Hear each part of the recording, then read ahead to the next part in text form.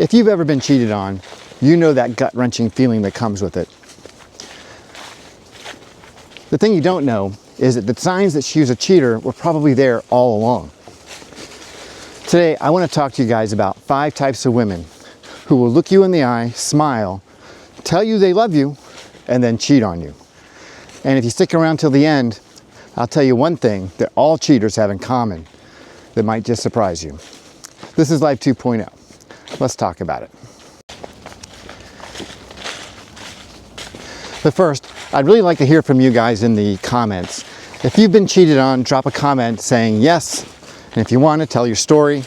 And if you've never been cheated on, say no. And explain why you think that happened. For me, I've been cheated on a couple times.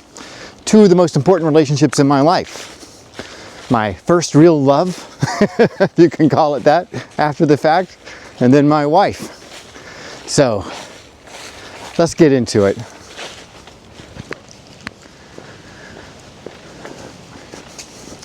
When I was in college, I had a wonderful girlfriend from high school into college for like 2 years. And as all things do, this relationship came to an end.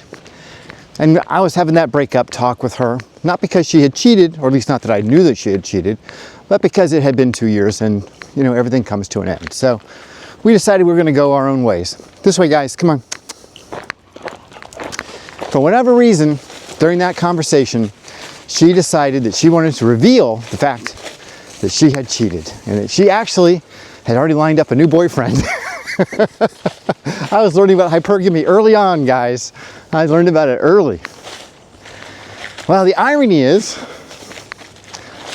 she cheated on him with me a few weeks later because we got together and hooked up again.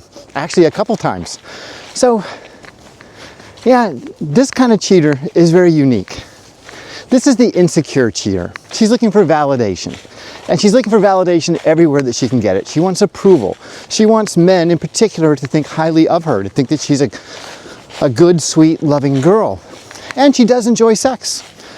And that makes it really, really easy for her to lead with sex in relationships and to use sex to help fill her need to feel needed. Good girls, very sweet, but you can't trust them as far as you can throw them. Those are the validation seekers. The next kind of cheater are the accidental cheaters. These are women who have no clear boundaries in life. And so they don't fully understand the ramifications of their decision-making process. And this is the kind of cheater that my ex-wife was. She left our home telling me and our girls that she just needed a break, just needed to get some time, some space to think things through. Got herself a little apartment on the other side of town. And it was her intention to come back after a month or two and just sort of rekindle our relationship. That's how it was left. Well, that's not what happened. She accidentally found herself in the arms of her ex-boyfriend from 20 plus years before. Yeah, and this guy was a known bad guy. He was a drug addict and an alcoholic and had all kinds of issues, But somehow, after 20 years, what are the chances, right? I mean, what are the chances that they would show up together? Now, he obviously was working it. I have no doubt about that he had been working it the whole time. She is kind of an airhead, you know, and I can see how she would find herself in that situation and how she would, because of her lack of boundaries, because of her lack of a clear North Star to live by, she would find herself in a situation where it seemed okay to fool around with him, to have sex with him. Yeah, that accidental stuff really is a tough one to weed out because you don't know what someone's boundaries are until they're pressed to the limit, until they actually get to that place where they have to make a clear decision about what's right and wrong for them under those circumstances. And unfortunately for us men, with women, we don't push them to that point. It's hard to test them at that level. Anyway, my wife failed that test miserably, and she paid a heavy, heavy price for it.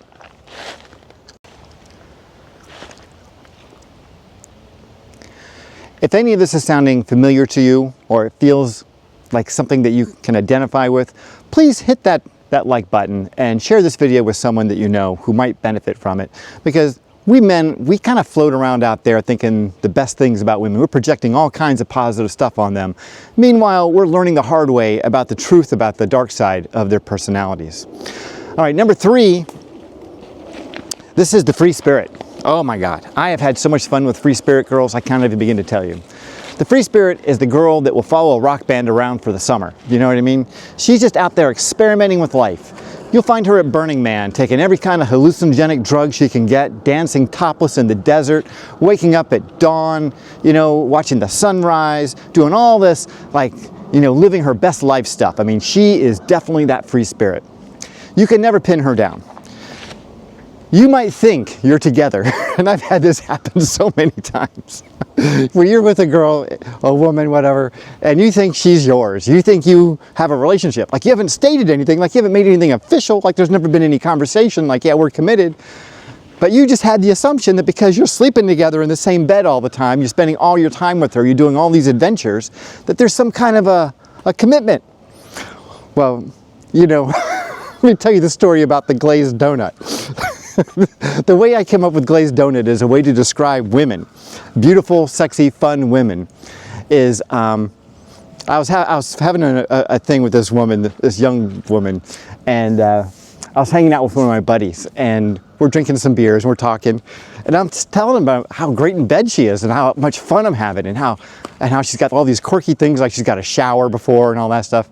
And he says, yeah, I know, man, she's great. She's like a glazed donut. And I'm like, what?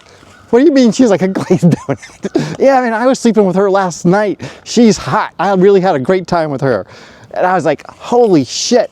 Now, this is a good guy, you know, and I'm not going to let this little relationship thing come between us. But it was a wake-up call to me in that moment that she was never mine. You know what I mean?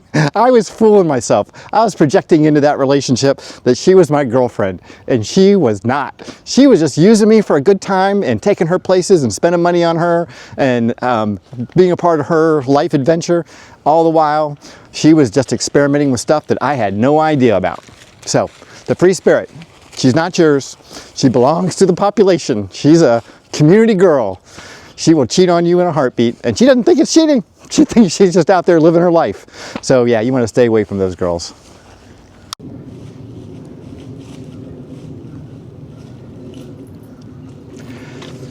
All right, now we're getting into the dark side. Number 4, the strategic betrayer. This girl, this woman, she doesn't cheat by accident. She doesn't cheat because she's an airhead. She doesn't cheat because she's a free spirit. No, she cheats on purpose. She cheats to advance her cause, whatever that cause may be. She is the primo hypergamy girl. She's going to use her sexuality to advance her career, to advance her lifestyle, to advance whatever it is that she needs. Sex is a commodity, and she's going to trade in it. She's going to use it to her advantage at every turn. She will use sex with you in order to get whatever she needs from you. And then once she's done, when she's gotten whatever she needs, she's squeezed every drop of whatever you have to give out of you, she's going to move on to the next guy. And she's going to do it unapologetically. She is not emotionally attached at all. Now, she may act like it. She's watched romantic comedies after all. They've all grown up on the Disney movies, so they know what to say and how to act. But trust me, this woman is your type A personality on steroids, and she's going to use that sexuality to get whatever she needs. She is not yours. She never was. She never can be. She doesn't belong to anyone because she belongs to herself. And her sexuality might as well just be in her purse, you know, and she'll pull it out like a credit card anytime she needs it to get what she wants. So be very wary of that type of predator, because they're out there and they will do you in quickly.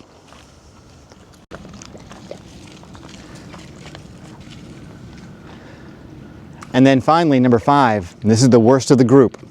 This is the vengeful romantic. She doesn't see sex as like a credit card. No, she sees it more like a sword. She will use it to get her revenge. She will use it to harm you. And you'll know that she's doing it because she's not just going to fool around with some random guy. She's not going to cheat with some guy she meets on the side. No, she's going to cheat with people that you know. You know, like she's gonna go after your brother, your best friend, your boss at work. She's gonna go and have sex with men that is designed to cause you specifically the most possible pain. This woman is dark triad to the extreme. She has no moral compunction about using her sexuality to destroy your life. And if your kids and your family are collateral damage, then just so be it. She will take you all down. She has no problem doing it. So watch out for this one. She is a monster, and there's no two ways about it. She will do you in quickly.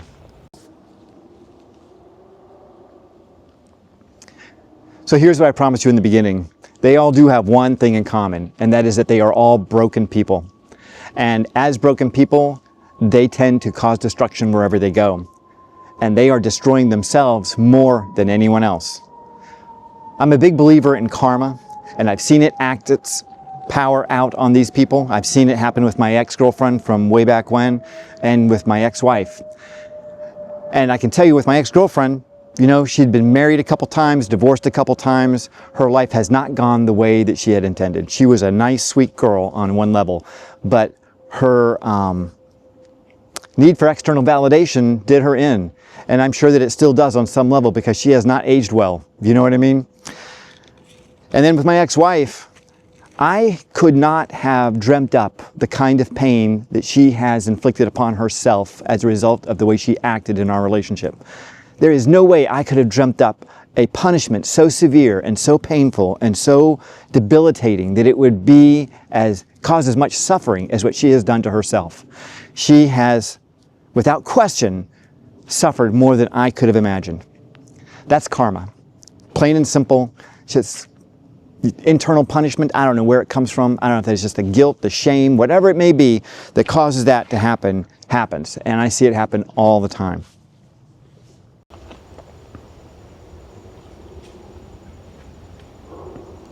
Here's the bottom line, guys. Winners don't cheat. Cheaters don't win. It's plain and simple. If this video has helped you identify some red flags, maybe in your own relationship, or helped you achieve some level of closure with some relationship in the past, please like and subscribe. If you know someone who's in a relationship with someone who identifies as one of these characteristics and you see it and he doesn't, share this video with him. You may just save him a lifetime of pain and suffering.